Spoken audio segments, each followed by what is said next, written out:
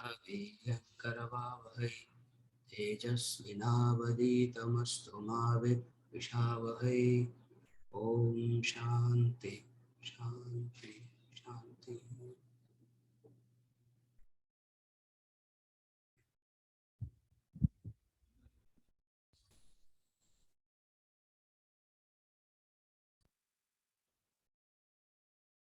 Last week we were studying this play your role.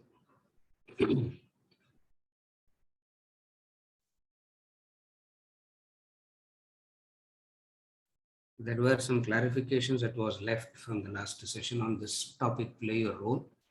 So we'll take that up and then we'll go and study the next one.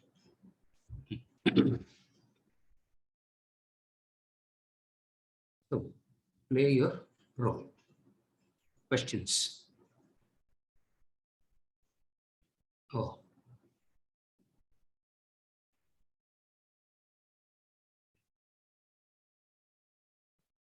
You sent your questions? No. No, you haven't. Okay. Yeah. Okay. Yeah, there are some questions posted here. We'll take it up and then I'll take up yours. First question.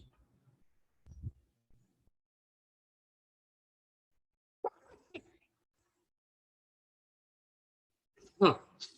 All right.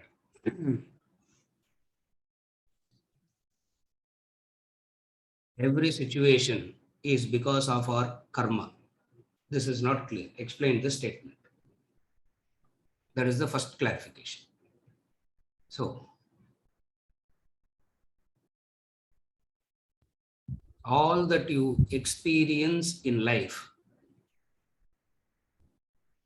everything that you experience in life, all that you experience in life is because of karma. Karma means the consequences. Now, the word karma, we saw it already. Karma means the action, and also karma means the consequences of action. So every situation that we meet, every situation that you meet, every situation that you encounter is the consequences of your own actions.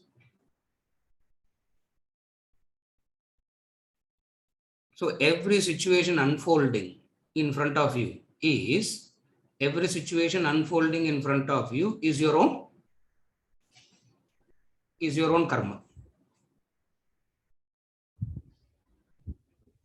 Implying there is no other factor that determines your experiences other than your own actions. What you are experiencing now is your present, and that present that you are experiencing now is determined by your past. The present experience is determined by your past actions. That's all that statement says.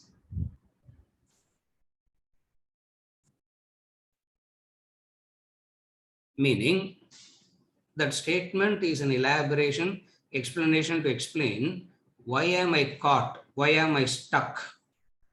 Mind always says I am stuck. Mind always says I am caught, I am stuck, and there is no way out. For which it says there is no, it's not the caught means nobody came and caught means you are innocent and somebody laid a net and trapped you, no? Correct? The bird is there. The hunter lays the nest and traps the bird. Human being is not trapped like that. Human being is not caught like that. A human being goes and gets caught by oneself. Therefore, I am stuck, I am caught.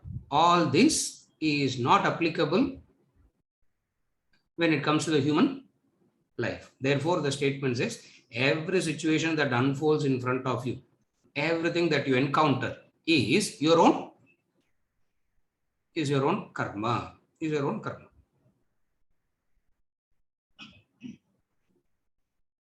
Now, two things here you got to understand. One is the situation, another is your mental reaction to the situation. Here we are talking about your mental involvement and your mental reaction to the situation, not the situation per se. Situation per se doesn't mean anything unless your mind reacts with it. Are you able to follow? So the mental reaction is karma, not the situation per se, because situation per se, life is infinite situations per se all the time. Does all that affect?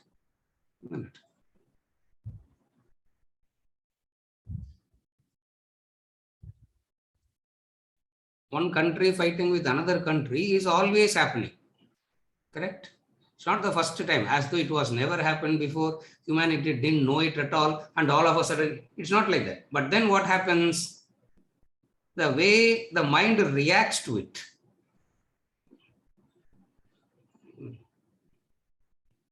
Oh, how do you pronounce that? Ukraine, huh? Ukraine. I don't know how do you even pronounce that. I thought Ukraine means one sambar vada madri, another dish. I thought, sir. I never thought. I didn't even know that it's a country in the first place. It's a state in the first place. Situations happens all around the world, 24/7, all the time, and you do not, and the mind doesn't react. So what is reacting is what is happening to you. When your mind is reacting, it is happening to you. If your mind is not reacting, it is not happening to you.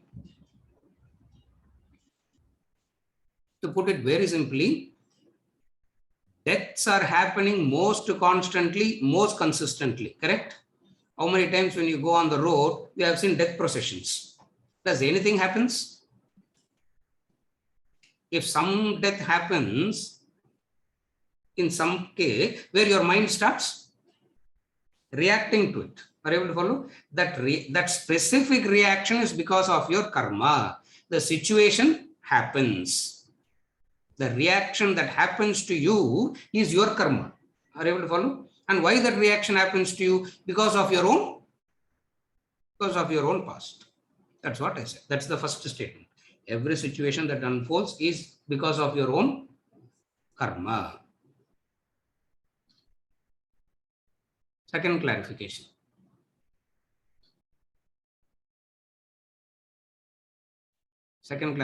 Kindly explain how the cosmic arrangement is disturbed if we do not play our role.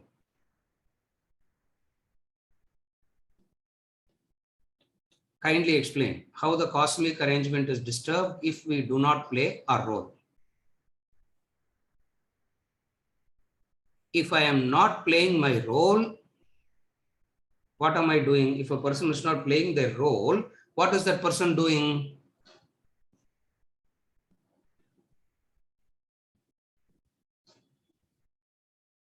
In deep sleep.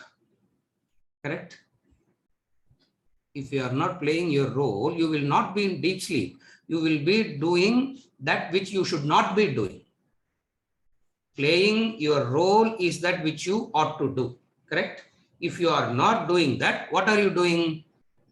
You will end up doing that which you should not be doing. Doing that which you should not do disturbs.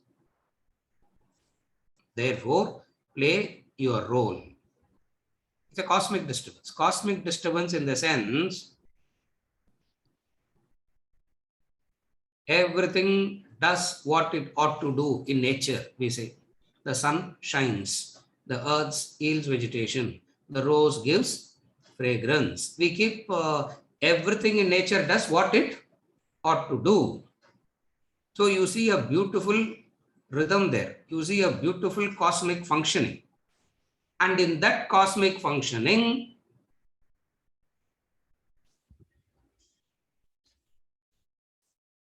everything is catered to, everything is attended. In the case of a human being, what is happening? Cosmic interference. What is cosmic interference? Everything out there is only for my benefit, is for my happiness. The elements are there is for my happiness. The other species are there is for my happiness. So everything that is available, the human mind connects it to their happiness.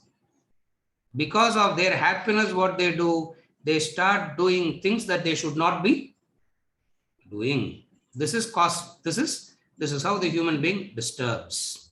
And for this disturbance, they pay a price. And what is that price? That price comes back in the form of unpleasant, unwanted, unasked for agitations, frustrations. Therefore, this is how you violate the cosmic. If you do not play your role, you are interfering with the totality. Cosmic disturbance, cosmic means the totality. You are interfering with your totality. To understand it very simply, if you are not doing what you ought to do, what you will end up doing? Understand it from that angle. If you are not doing what you ought to do, what you will end up doing? You will be doing something that which you ought not to do. We have seen that very clearly. Nahi kaschit kshanamapi jatu tishtatya akarmakrit. You cannot be inactive even for a split second. Action is the insignia of life. It keeps happening most constantly, most consistently. And this action is done through thought, word, and deed. Either you are doing something, or you are talking something, or you are generating some thoughts. So constantly these three keeps happening. Nahi kaschit kshanamapi jatu dishtyate akarmakrit. It has happened. It means what? Inaction, not doing anything is not a choice. If inaction, not doing anything, you do not have a choice, then what will you end up doing? So actions will be divided into two only then. Useful actions and useless actions. If you are not doing useful actions, by default, you will end up doing useless action. And what is useless action? What is useless action? Interference. That's interference. Why is this person like that? Why is the situation like that? Interfering and constantly disturbing. So, playing your role is useful action. If you are not doing that useful action, you are doing useless action. What is the role? The role is to unfold yourself. What is the primary role? Don't forget that. Are you able to follow? What is the primary role of a human being? Is to unfold yourself. If you are not doing that, down the line, what you will be doing? Something else. You follow? The primary role is what? Is to unfold yourself is the primary role. If you are not doing that, you are doing something else which is useless by nature. No, sir, but I'm not really interested in unfolding myself and all, but I will not do anything wrong and bad, no? You may be doing some good action, and for that good action, a consequence of good merit, punya you will get, and kshine punye, and the punya will get exhausted, and you will come back to square one. It's very clear. It's very clear. So, what is your role? The primary role, secondary role. The primary role is to unfold yourself. Secondary role is all that aids you to that becomes your secondary role. That's all. That is answering the second clarification. The third one.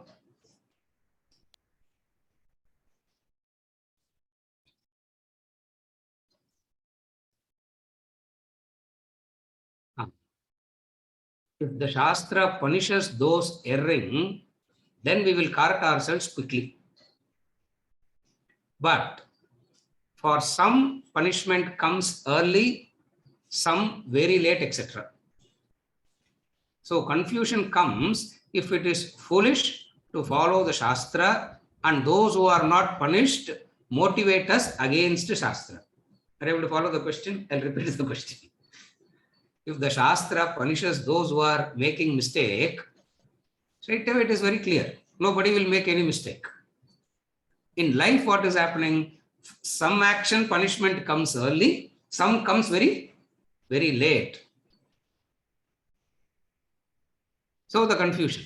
What is the confusion? Is it foolish to follow the Shastra?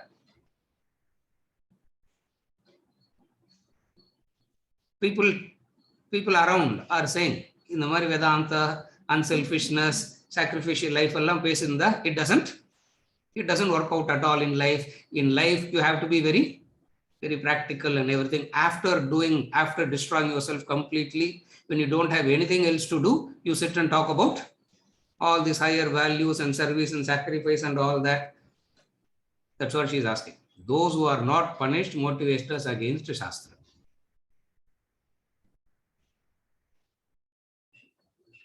First,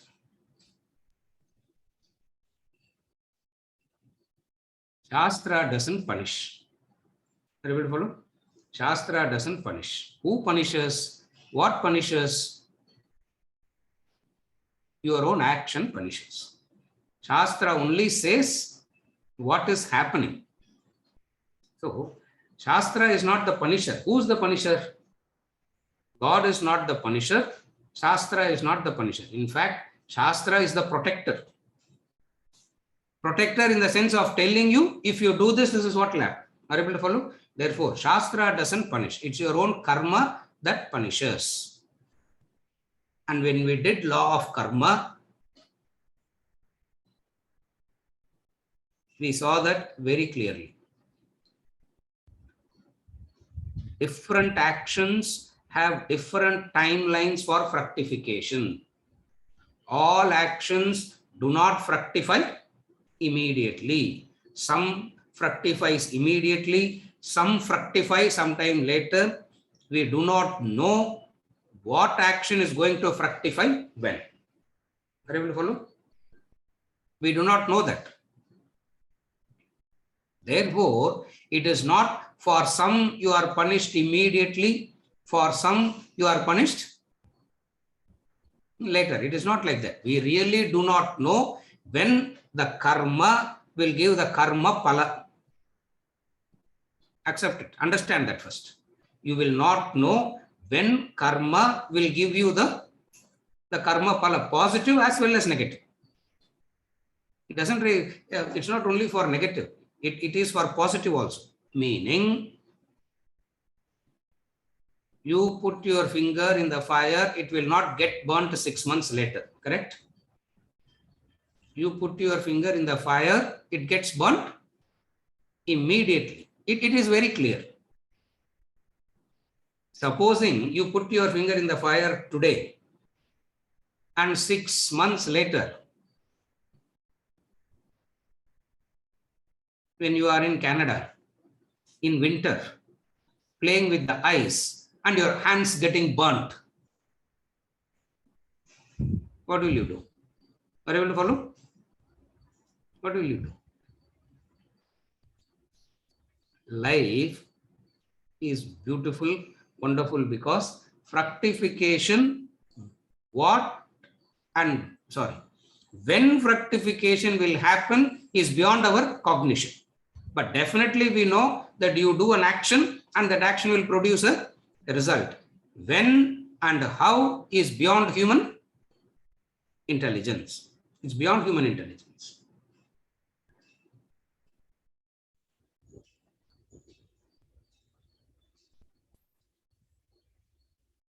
Karmanyevadhikaraste mapaleshu kadachana. You can only do one action.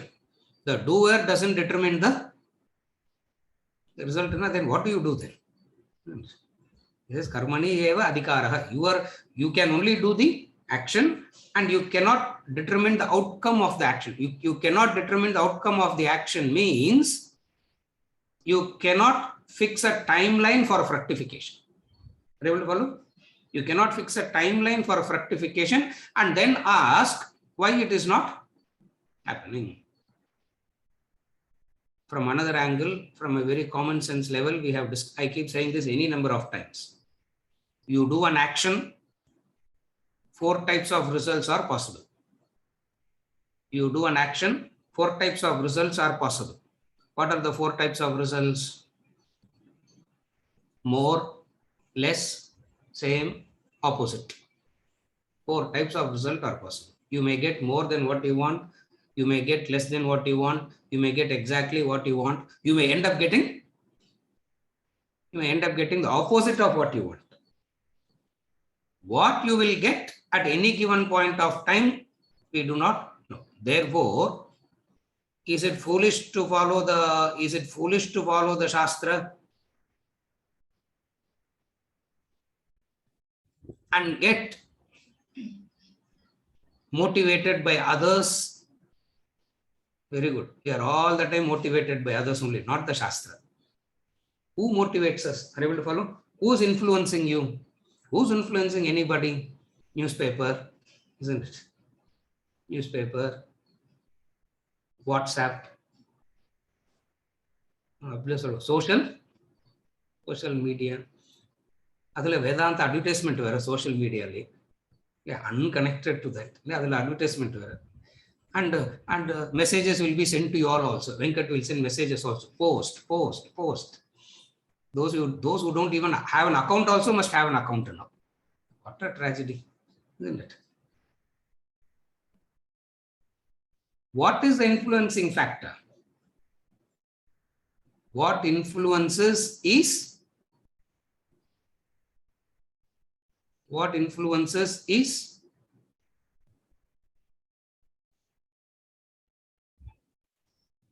If you have developed the thinking ability capacity, what will influence you? The Shastra will influence you. If you have not developed the thinking ability capacity, by default, you will be influenced by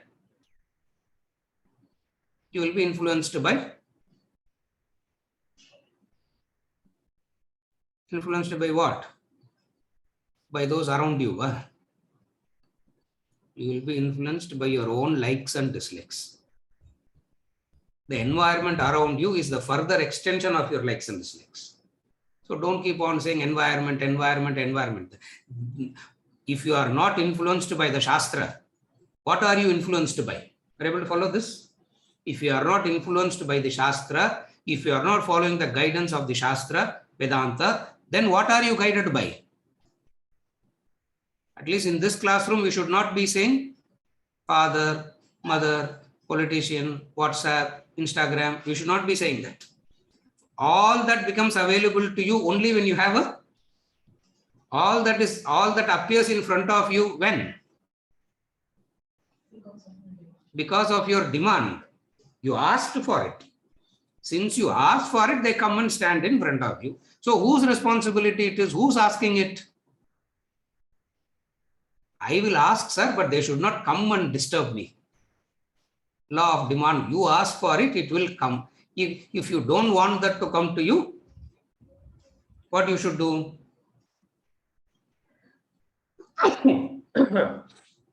Stop asking.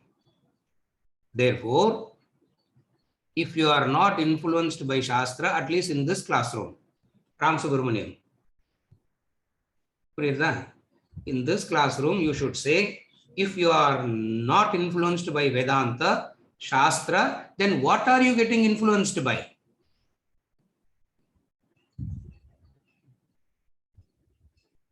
What are you getting influenced by? Your own likes and dislikes. Take that responsibility. Take the responsibility of saying that you are influencing yourself. You are brainwashing yourself. Others are there because you asked for them. Are you able to follow? Others are there because you asked for them. Therefore, who's the influencer? There are only 2 influencers in life. One is the Shastra. If not the Shastra, it is your own It's your own likes and dislikes, your own mind, your own mind. And the environment outside is an extension of your mind. That's all. Because the environment around you is created because of your demand. Most of the time, if not all the time, when you are influenced by your likes and dislikes, you don't know what you are asking. You don't know what you are demanding. And when you are experiencing that, you get cheated, you get disillusioned, and you say, environment is bad, I got cheated, I got this, I got that. Therefore, always remember, there are only two influencing factors, either your own mind or the Shastra. This is answering the third clarification. The fourth one.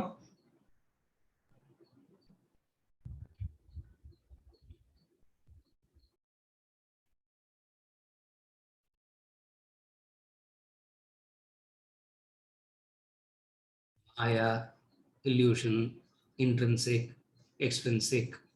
We spoke about all that. Now the question. What is the question? Maids do their work inefficiently.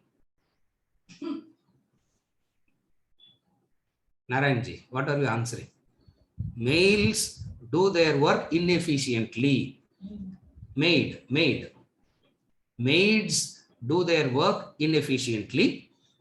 Inefficiently, you have to see it as inefficiency.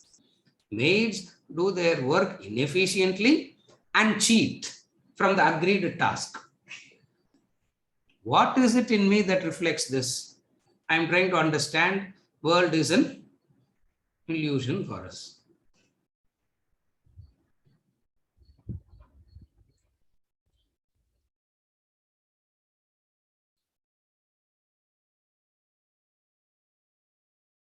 Maids do their work inefficiently has to be rephrased. I'm answering. What is the answer?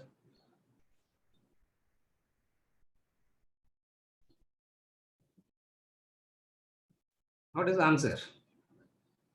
It's not the maids do their work inefficiently.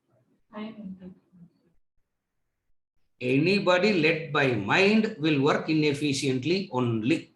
It has got nothing to do with them. It has got nothing to do with the maid, the driver, the CEO, the prime minister, the president. It has got nothing to do with anybody who's influenced by the mind. They will work inefficiently. Full stop. Able to follow? Working with the mind means what? Actions driven by likes and dislikes. Working with the mind means actions determined by likes and dislikes will naturally will result in what? Inefficiency.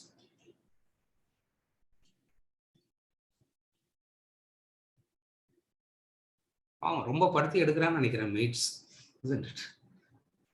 And not only in her case, this is the case in everybody. I've seen, any conversation that I have with people, 30% of the time they will talk about the mates. 40% of the time they will talk about their subordinates. கீழே இருக்கிறவங்கள வேலை செய்ய மாட்டேன்றாங்க sir. The mates are not doing their work properly. The subordinates are not doing their work properly. The government is not doing their work properly. The counselor is not doing what he is supposed to do. Then who is working efficiently? Then who's working very efficiently? Very clear, sir. Don't you recognize that? Don't you understand that? Who's the only person who's working efficiently here? This entire planet. Neenga kuda sometimes you are also not that efficient. Even Krishna is not that efficient. Avare mathi solraru, isn't it? He himself looks like confused so many times.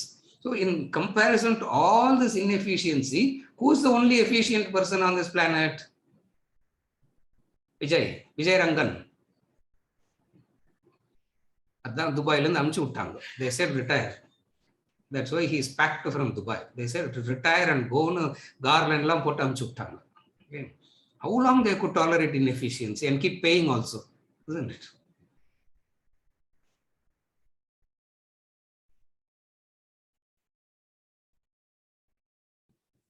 You see something as inefficient when your expectations are not in line with their capacity. You see something as inefficient when your expectations are not in line with the capacity of that person. That person has a capacity. If you can keep your expectations within that person's capacity, you will never feel, you will not see anybody inefficient. Or if your expectations are above their capacity, you will always feel everybody is inefficient only, isn't it? Yeah. 2,000 rupees, 3,000 rupees you will give to the maid. What efficiency will come from that person? Are you able to follow? Second, and for that 2,000-3,000, if they are coming, if they are agreeing to come and do your work,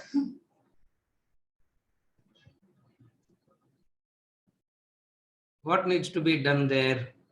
In order to see the efficiency, Mala, in order to see the efficiency, first thing, you have to be grateful to them. First thing, gratitude. What is the gratitude? நம்ம வீட்டுக்கும் வேலைக்கு வராங்களேன்றதே ஒரு gratitude. Because it's naraka, isn't it? You walk into the house, it's naraka, it is. Yeah.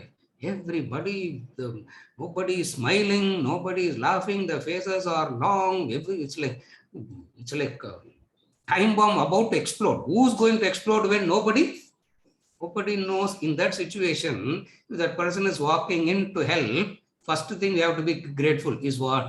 Srikanth, correct தானே? அது யார வந்தாங்கன்னாலே அப்பா வாங்கோன்னு சொல்றோம், isn't it? Please, I'm not joking, seriously I'm saying. First thing we have to be grateful. Why? That which you are not able to do, somebody is coming and filling it up. Not just because you pay 2,000-3,000 rupees, that doesn't substitute that. Therefore, what do you do? How do you see it rightly? You see it with gratitude. Illusion la anga paaka kudadu. In that situation, don't see it as an illusion. See it with gratitude, because we need to know what situation, how to see it. Ultimately, it is correct that everything is an illusion. But in illusion, what you got to understand? The person seeing the illusion is illusory. Don't understand what you are seeing as illusion. Mala. The person who is seeing everything is illusory, not what you are seeing as an illusion. In illusion, you got to understand this fundamentally. What is the fundamental thing in illusion that you got to understand? பார்க்கிறது illusion இல்ல, பார்க்கிறவரு illusion. புரியுதா? Again I repeat. நீங்க பார்க்கிறது illusion கிடையாது. Somebody sitting and seeing everything, no. That somebody seeing everything is illusion. Therefore, first thing that you got to see it like, first you got to see life with gratitude. Second important thing that you got to see life is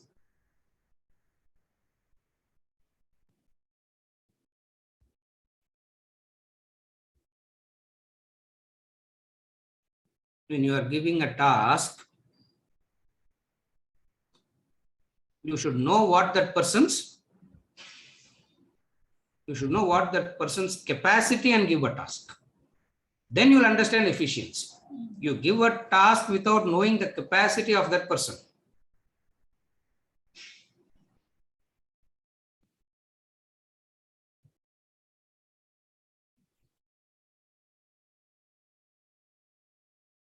In the Tamil scripture, Tirukkural, he talks about it very beautifully. Yes. இவரால இது பண்ண முடியும் தெரிஞ்சதுக்கு அப்புறம் கொடுக்கணும். Then you will know that person is efficient. Are you able to follow? So your efficiency in a person is in relation to that person's capacity. What is that person's capacity? what that person can do, what that person cannot do. What that person can do.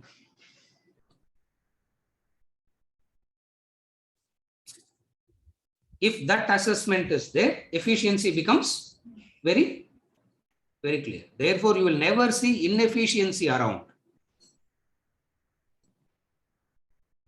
Third, wherever it is necessary, you have to interfere and correct also. That is also necessary. Wherever you need to interfere, you have to interfere and correct. We are not saying that should not be done. But when you are correcting, you are not agitated, disturbed. That's all. You don't have dvesha while correcting. You don't have an anger, bitterness, dvesha while correcting. So the first two take care of the bitterness and anger. Then you correct. Because it ought to be done that. So this understanding removes the dvesha and anger, and then you implement. Next clarification. Chandralekha.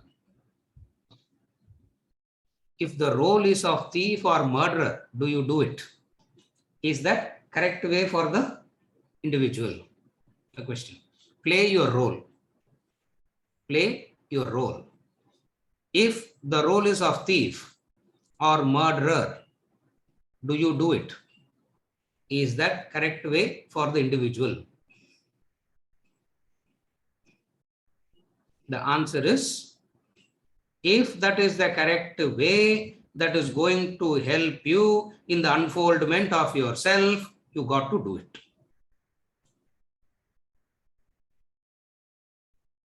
Why are you asking us to do this Gora karma, Krishna? What a terrible karma that you are asking us to do. What is this Gora karma? 18 akshaunis have to be slaughtered. 18 akshaunis means 4.5 millions. 46 lakhs human beings. Apart from Mahabharata gives the list of the human beings fought in the war, the number of elephants, the number of horses, the number of Ghora karma. Just because somebody has taken my kingdom away, how does that justify to kill so many? Let us go away. Let us go away from the battlefield. Krishna said, no. It will not be called as a thief. It will not be called as a murderer. It will not be defined in any way if you connect it to your unfoldment.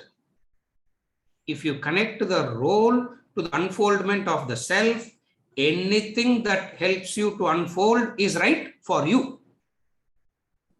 It may not be right for others.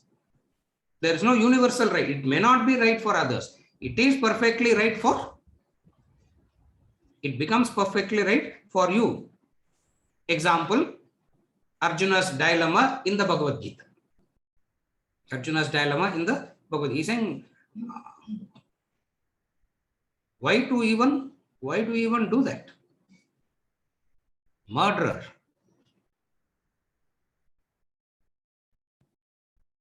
It can be defending or it can be offending. You need an army, right? And what do they train for? What do they train for? They train for, what is the army's training for?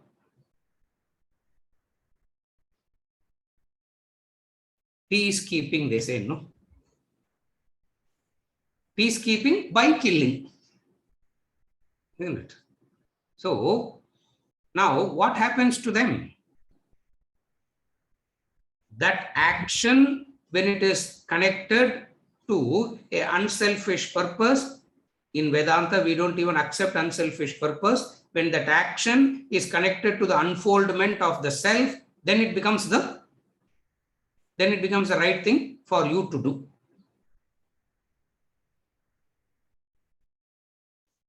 From the angle of limited dharma, from the angle of moral and ethics, we may find it difficult to accept the answer. We may find it difficult to digest this answer. We may find it difficult to accept Bhagavad-Gita. We may find it difficult to accept the Upanishads. That is why the Upanishads takes it to the reality, to the heights they take it. The Brahmana boy, Gautama, goes and learns, studies the Upanishads, or whatever that butcher spoke became an Upanishad. The Brahmana boy, Gautama, goes to a butcher. He says, I wanted to know this person. They said, this person is outside the town. Where is outside the town? Butcher shop is outside the town. So he went there. He asked this person, I have come to meet this person. The butcher said, wait. And the boy was standing there the whole day waiting. When you are standing there the whole day waiting, what did he saw? The butcher butchering. Evening time came.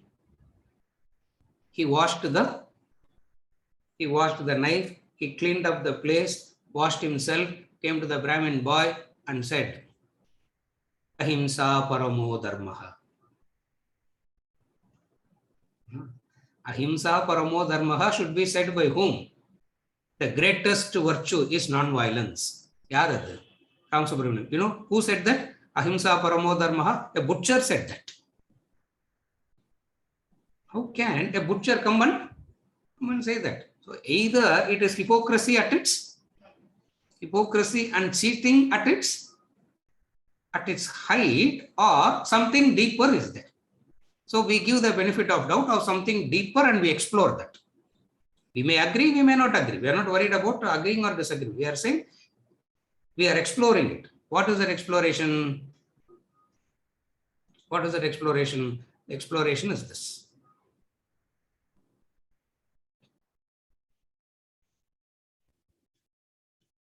In the totality of life, so many actions, so many individuals will be performing so many types of actions. And all those types of actions always will be beneficial to some, harmful to someone else. Human beings performs actions. I'm giving you the formula now. Human beings performs actions.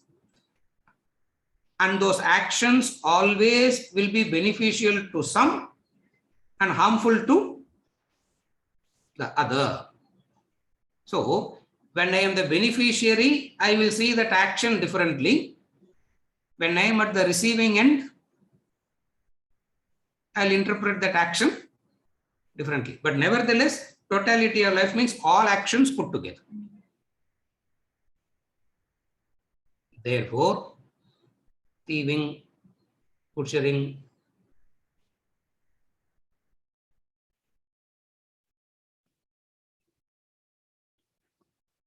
Narada goes to Sanat Kumara. Narada goes to Sanat Kumara to study Vedanta, Brahma Vidya. And Sanat Kumara asks Narada, what do you know? Sanat Kumara asks Narada, what do you know? And he gives a list of what all he knows. 64 types of knowledges he knows. 64 types of knowledges. அதுல தமிழ்ல கூட சொல்றாங்க ஆய கலைகள் 64 நிமிடம் சொல்றது அதுதான் 64 types of knowledges Narada told Sanat Kumara I knew. Of that 64, one is stealing. Of that 64, one is, you can't say the art of living, you can't say the art of stealing, isn't it? He says, I know that. It means variety of human actions happens because of variety of human beings. What determines the outcome is not the action. What determines the outcome is the attitude with which that action is done. So, the karma pala, is karma pala determined by the doing, or is it determined by the attitude with which you do?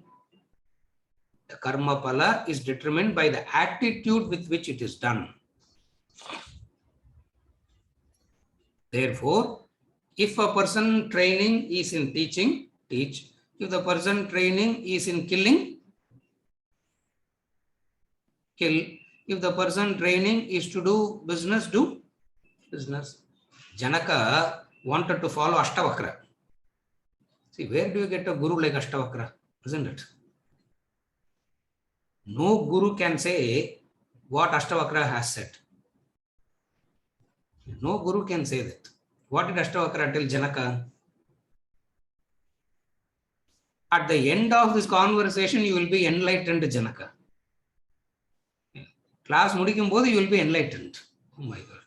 Where do you get a guru? Where do you get a guru like that? Ashtavakra said this. And when Janaka had a guru like Ashtavakra, the teaching and all is over. Ashtavakra was about to leave. And Janaka said, I will follow you. Ashtavakra said, why are you following me? No. Running a kingdom means what? Running a kingdom means politics. You may not go and add a territory. If somebody comes to invade, you got to protect. So what is kingdom? Janaka says, what is kingdom, Ashtavakra? Politics, killing. Why do I want to? Why are you wanting me to involve myself in all these things? Ashtavakra said, your training is to rule the kingdom, rule the kingdom. My training is to go and keep talking. I will keep talking. Shreyan swadharmo vigunaha paradharmo bhayavaha. Bhagavad-Gita. Shreyan swadharmo vigunaha paradharmo bhayavaha. So, if that role is that, you got to do it. Because now the crux. Role means you have understood you are not that. Role means what? Are you able to follow? It's a role means what? Deep down you have understood you are not that. Correct? Then only it can be called as a role. If you say I am that, then you have become that. You are not playing your role there. So role means a understanding in you that you are not that. When you say you are not that, there is no kartrutva. There is no arrogation there. There is no doership there. Where there is no kartrutva, where there is no doership, there is no consequences for that doer. For somebody else, there will be consequences. Why? Because they don't play it as a role. They believe that's what they are. Are you the father? No, I am playing the role of the father. Are you the mother? No, I am playing the role of the mother. Are you the teacher? No, I am playing the role of the teacher. Are you a friend? No, I am playing the role of friend. Are you an enemy? No, I am playing the role of enemy. Role means what?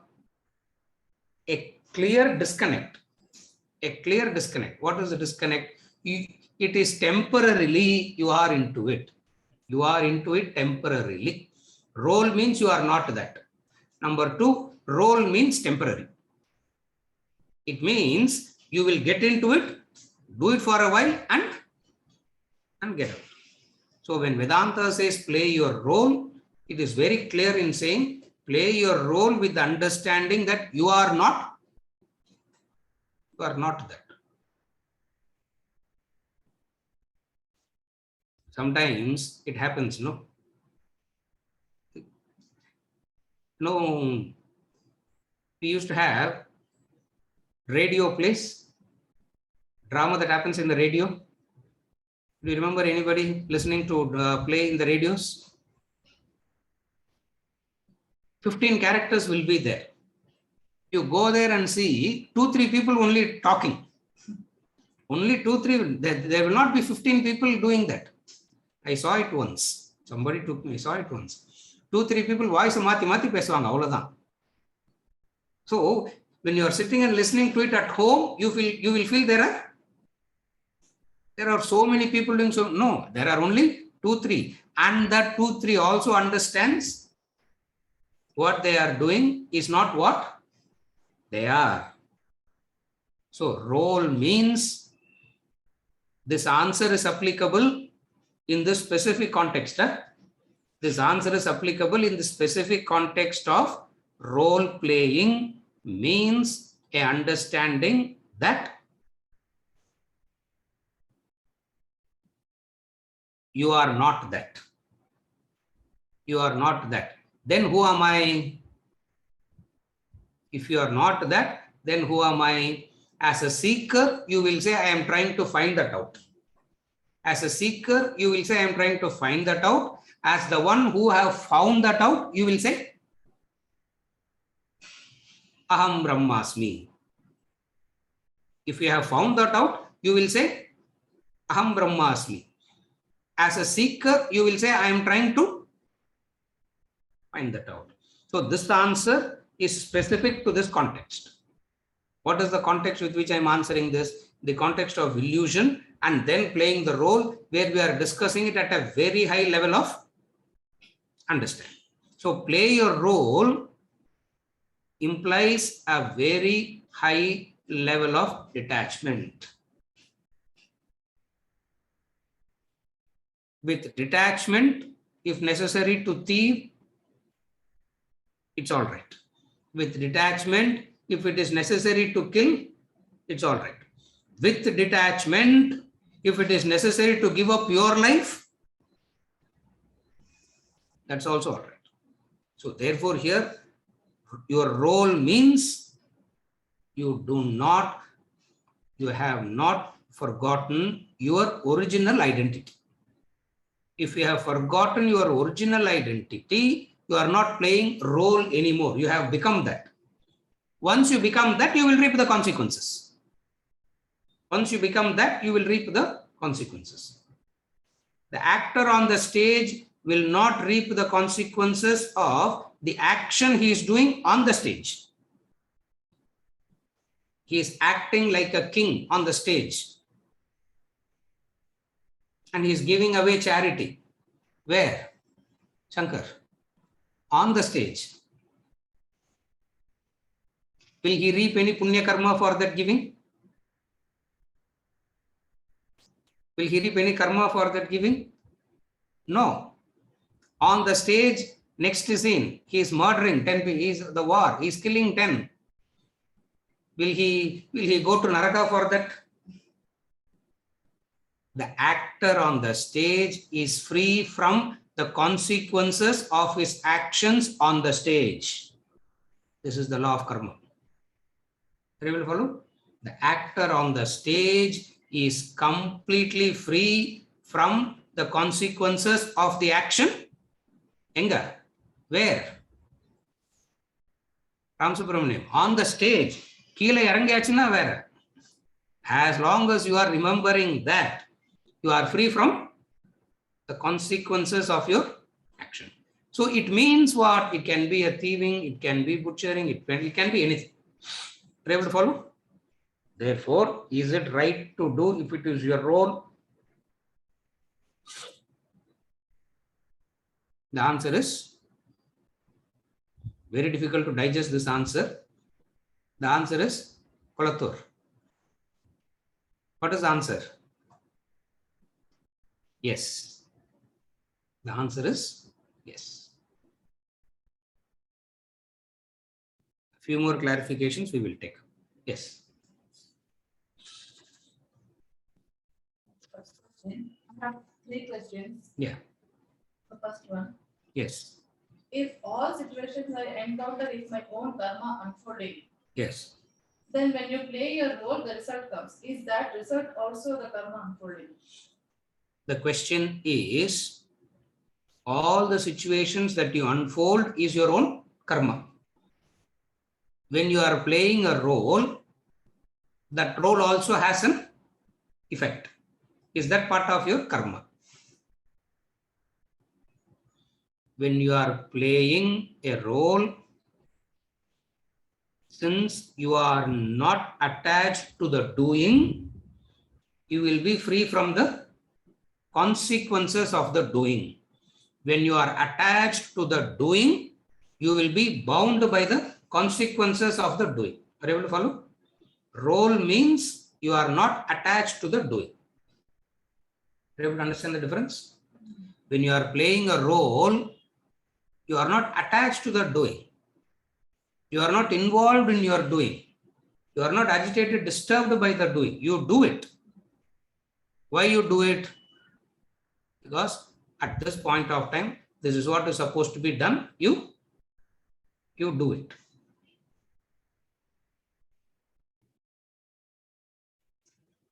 Like Ramatirtha says, no prefixes, no suffixes.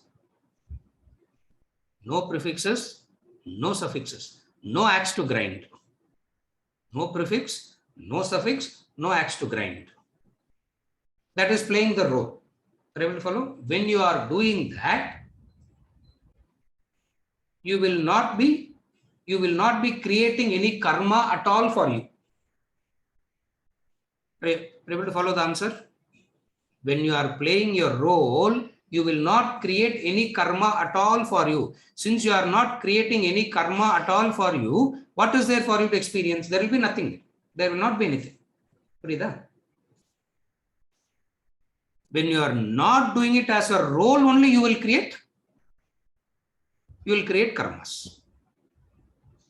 And what is opposite of role playing?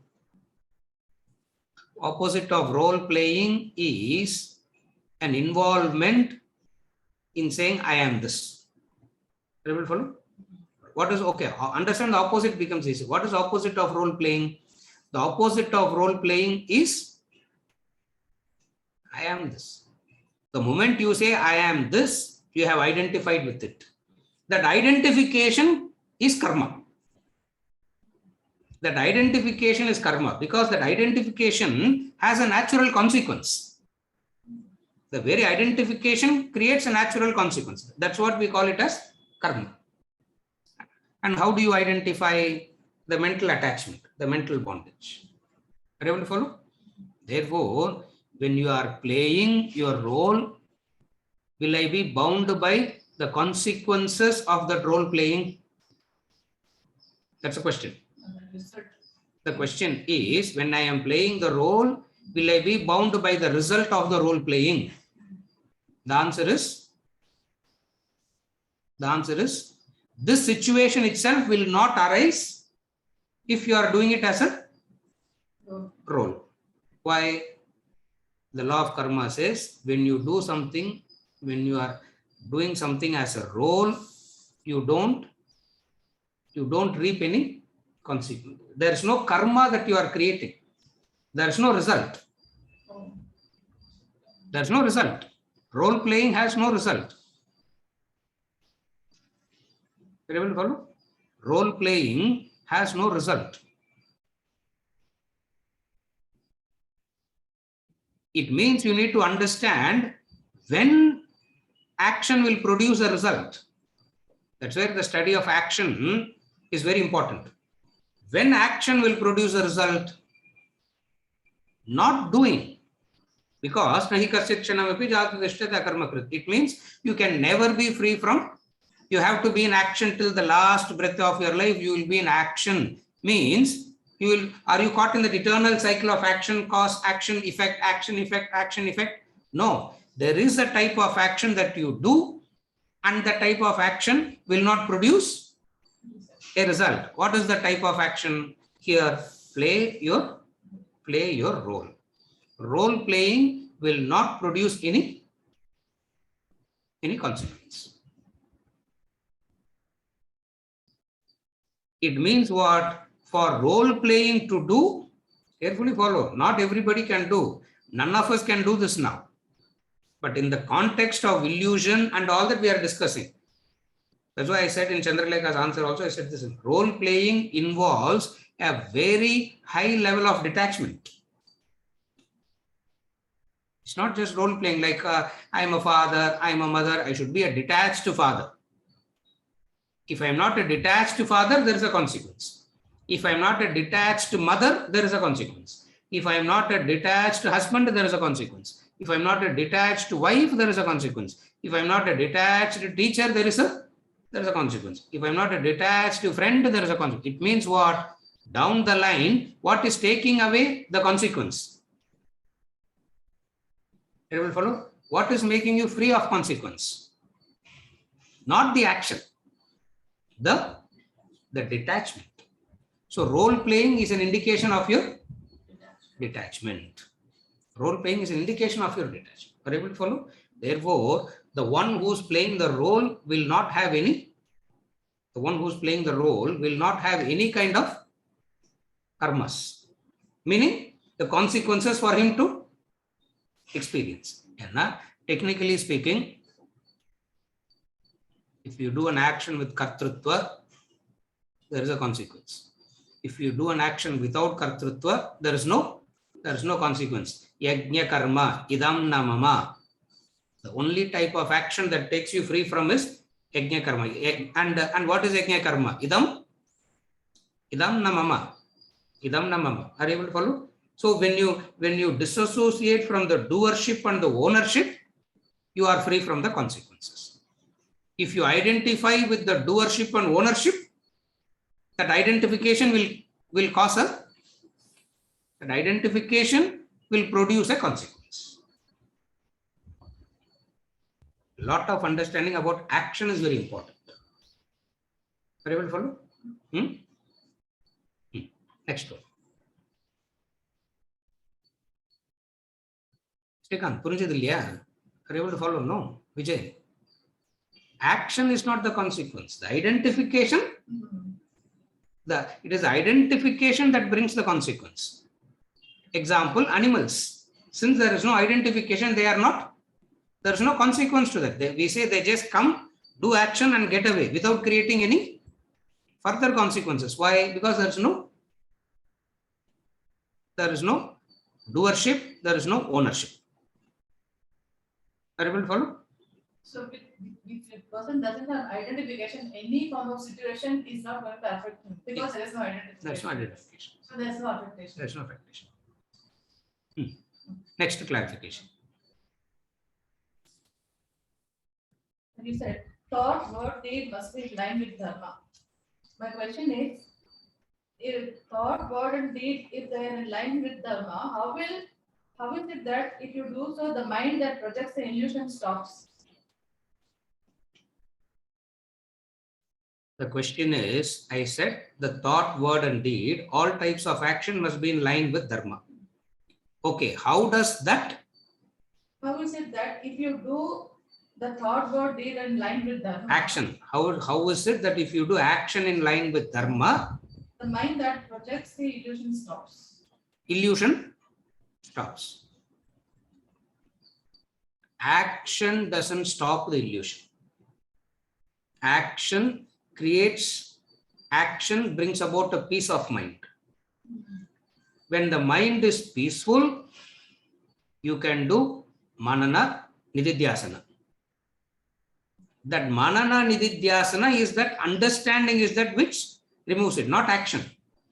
Why understanding is not happening now? The mind is agitated. Now how to? So the first step is to bring a calmness to the mind. So in that calm mind alone, reflection, contemplation is possible. For what is going to, it's not action is not going to make you understand it is an illusion. Dharma is not going to make you understand it's an illusion. You do actions guided by dharma, there is a peace of mind.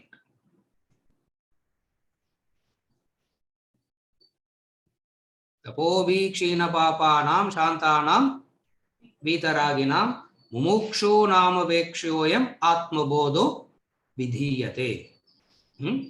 Tapovi kshina papanam shantanam. He is a peaceful person. What is that peace? Are you able to follow? Peace comes when you obey the law. Dharma means law. Dharma means what? Law. Dharma equals law. Law means, law simply means, what does law simply means? Obedience. Do's and don'ts. What should you do? What should you not do? That's what law means. Law means what? Red na stop. Green na go. Okay. Abdina. Red na you should not grow. You should not go. Green means you should not stop. Correct? Huh? That is a law. So dharma equals a law. Law means do's and don'ts. In the initial stages, Shastra acting as an external intellect makes us disciplined. Once you go through this process, you develop your own intellect and you lead a disciplined life by yourself. And what is disciplined life? What does discipline means? Do's and I will do this, I will not do that. Correct? When you are, when actions, life is led according to a law. Tapobi, Shina Papana, Shantanam. Shanti comes. Peace comes. And that peace is an important prerequisite for Manana, Nididhyasana. Able to connect? That peace of mind is very important for Manana and Nididhyasana. Why? Because illusion is that which you understand. It's going to happen only through understanding. And for that understanding to happen, you need a calm mind. And for the mind to become calm, what you got to do? Obey the law. Follow the law, obey the law. That's why it's called Shastra. We have seen that. The definition of Shastra. Sashanat iti Shastra. Shastra means Sashana. Shasana means Tamil solnunna. Bahubali padam dialogue da. Yeah. Sasanamna Bahubali movie dialogue. She says, "This is my." She shouts on top of her voice. No, என்ன சொல்றாவோ? கட்டளை. What if rebounds were out? Kattalai. What is that? That is called a Shastra. Sashanati iti Shastra. That which tells you. Are you okay? So this is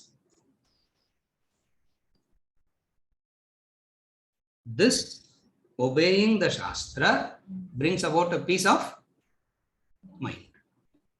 Dharmo rakshati rakshitah, a Vedic statement. You obey Dharma, Dharma protects you. You protect Dharma, Dharma protects. How do you protect Dharma? By following it. By following it, that will protect. Are you able to follow? Next class, please. Last question. Last one now, Bada. Somebody says last one, what a relief. What is the indicator of movement from Krihastha to Anakrusta? What is the indicator of moving from Krihastha to Anakrusta?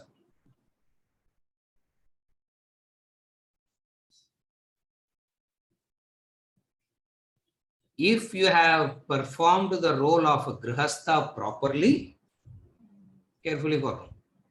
The movement will happen only if you have done that rightly. If you have played the role of Krihastha effectively, properly, there will be a natural maturity. Natural maturity as in reduction of attachments.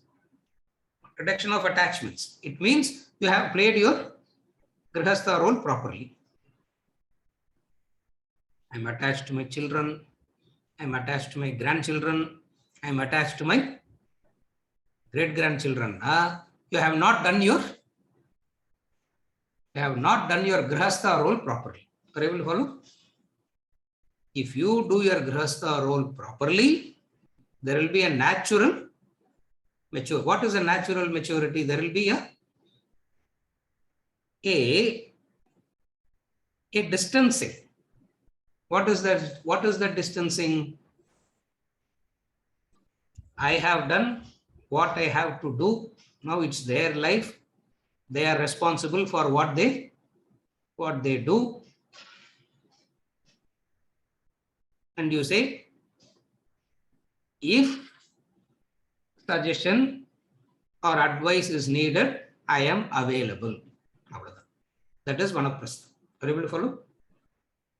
If needed, I am available.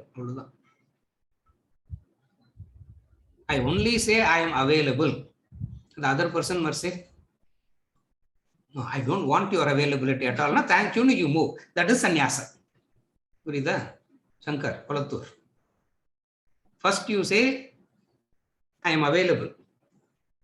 And the family members and the next generation will say, thank you very much for all that you have done. Now what you should understand, you have done your Vanaprastha role also rightly, and you should move to sannyasa. Vidura comes. I'm talking about Mahabharata climax. Vidura comes and looks at Dhritarashtra. And he's up. The war is over. The war is over. The entire Kaurava clan got annihilated and everything. And still Dhritarashtra was the king. You know that, no?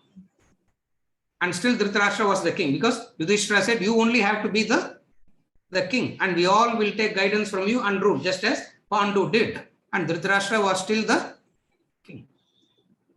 One person. Everybody made that person a king, that is Dhritarashtra. And Dhritarashtra was happy. And Vidura comes back. Vidura, and you should read that portion. Vidura, the minister, tells Dhritarashtra, I have never seen a shameless person like you, he says. I have never seen a shameless person like you. Yaar saapaadu potalum, you will go there, he says. I have never seen a shameless person like you. Dhritarashtra says, what? See, look at what you have caused. The generations after you is gone. You are not yet gone. And you caused the destruction. Having caused the destruction, you are sitting and happily. Exactly that same words he uses. That word made Dhritarashtra to wake up. He says, what a mistake I made. He goes to the forest. When he goes to the forest, Gandhari, the wife, goes. When Dhritarashtra and Gandhari goes, Kunti says, I will also go. And Vidura said, since you three are going, I will also come. All four goes to the forest. They get caught in the forest fire and they die there. That's the story. What a way to die for a great man like Vidura. What a way to die for a great lady like Gandhari, Kunti. Forget Dhritarashtra. He's a blind man anyway. That movement didn't happen at all. Why that movement didn't happen at all? Attached to the comforts. Sukham, attached to the Sukham. He's saying, you are so attached to the Sukham of the palace, Dhritarashtra, that you can't let go. I have never seen a shameless person like you.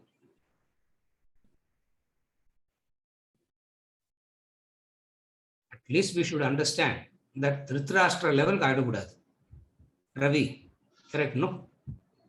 At least we should make sure that we don't go so low in life that we all become another Dhritarashtra. Are you able to follow? So, what is the movement?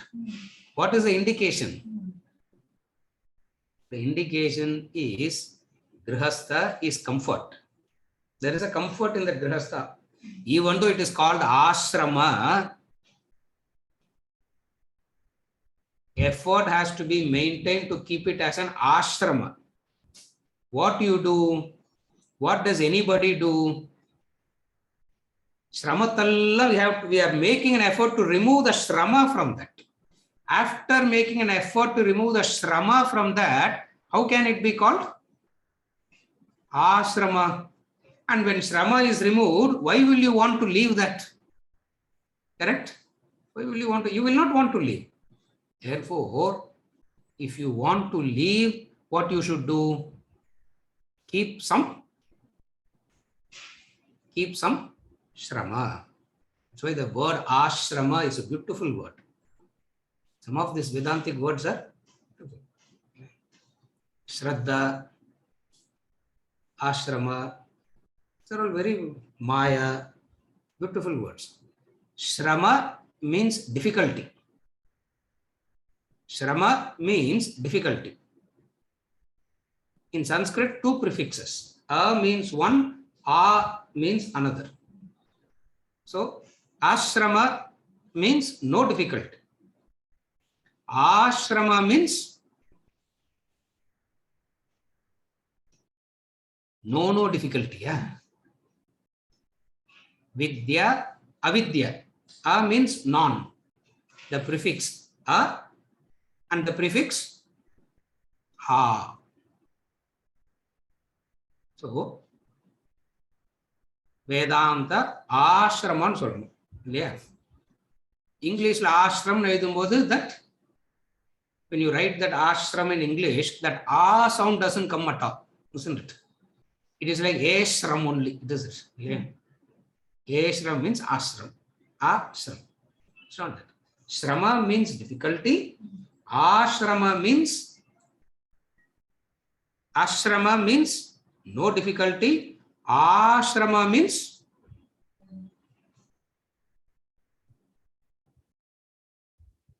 you got to keep the difficulty alive. That's the ashrama.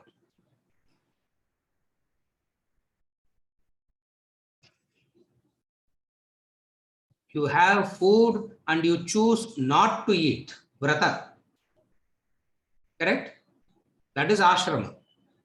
You have food and you choose not to eat. That's called vratam. That is called ashrama.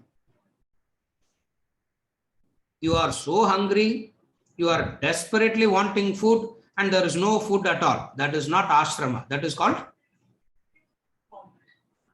That is suffering. In both the cases, there is hunger. In both the cases, there is hunger. What is the difference?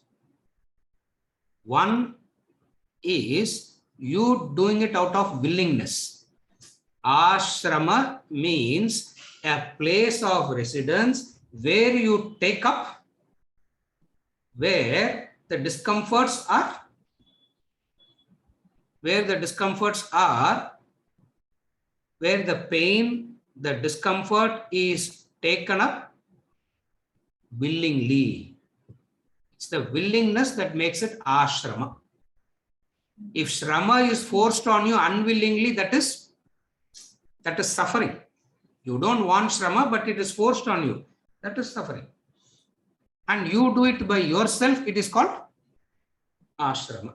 So, brahmacharya, ashrama, grihastha, ashrama, vanaprastha, ashrama, sannyasa, ashrama. Ashrama is an indication of discipline. Are you able to follow?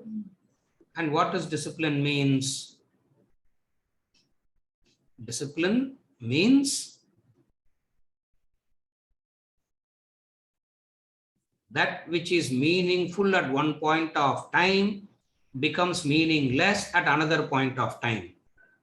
Understanding this is discipline.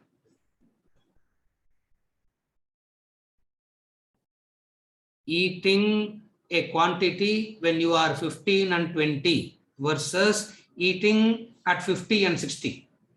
Correct? Both are eating. Both are hunger. What is the difference? What is meaningful at one point of time, the quantity will reduce at another point in time. Other than discipline. Where is the difficulty? Are you able to follow? What is there at 15 and 20 also, you keep it at 70 and 80, it is ugly. That's ugly. Correct? That's ugly. Whoever does it, it's very ugly. To be sensual at 15 and 20 is understandable. To be sensual at 70 and 80 is, to be sensual at 70 and 80 is not. There is something not right about it. No? Are you able to follow? So what is ashrama means? Discipline means, at one level it is right to have it, at another level you need to move away from it. That's what ashrama is. It's not that you don't get into it at all. You get into it at one point of time, and you also understand that you got to leave it at another point of time. But we are all like Abhimanyu, Chakravyuha. We know only to get in, and we do not know how to get out. Are you able to follow? Individually, the person will choose when to get out, when not to get out, or individual choices based on their time, the situation. So many factors goes into the decision. But common principle for everybody is what? When you are getting into something, you should remember that you have to, getting into something implies you have to get out also.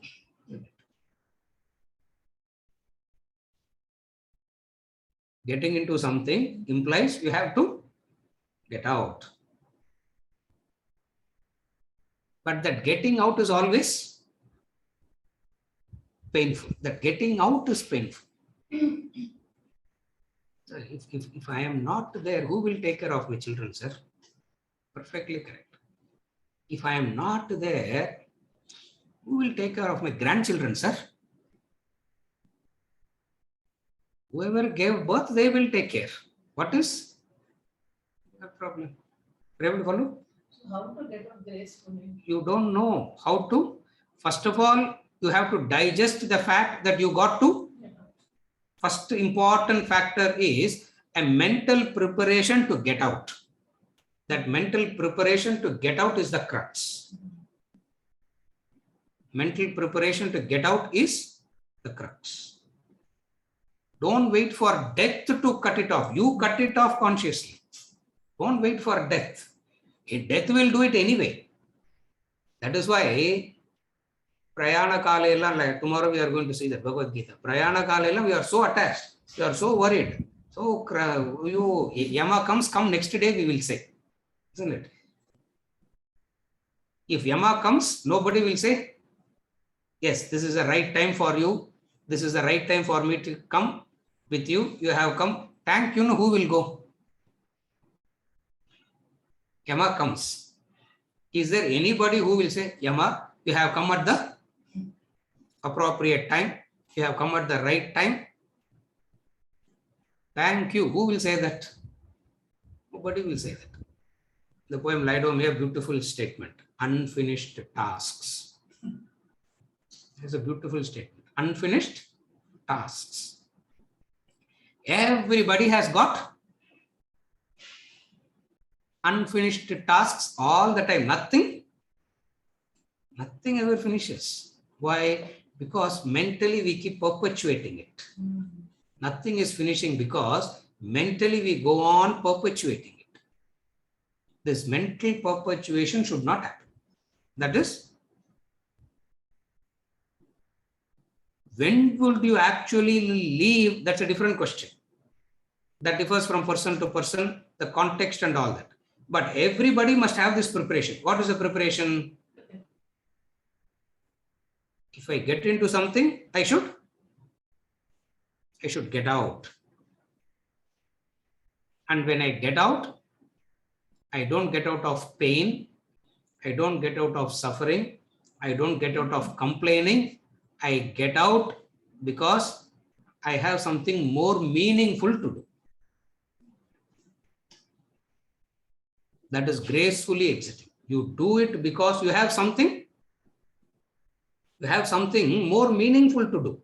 Since you have something more meaningful to do, you leave. Are you able to follow? If not, nobody knows that you have to leave.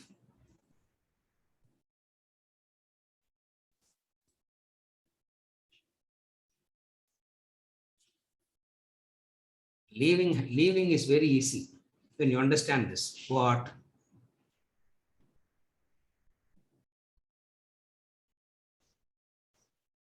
Your presence is important at one point of time. Your absence is important at another point in time. You understand that, you leave. Are you able to follow? Just as your presence was very important at one point of time, at another point in time, your absence. No, sir, I am such a wise person, I am such an important person. If I am not there, what will happen?